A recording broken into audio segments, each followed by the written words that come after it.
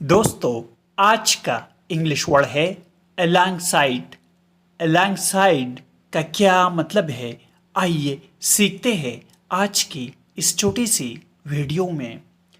Along side کا مطلب ہے کے ساتھ یا پہلو میں۔ یہ لفظ کسی چیز کے قریب یا ساتھ ہونے کے معنی میں استعمال ہوتا ہے۔ For example she worked alongside her mentor۔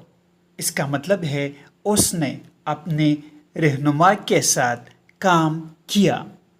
The new park is located alongside the river۔ اس کا مطلب ہے نیا پارک دریا کے پہلو میں واقع ہے۔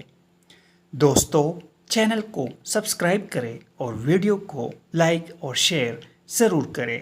Thanks for watching.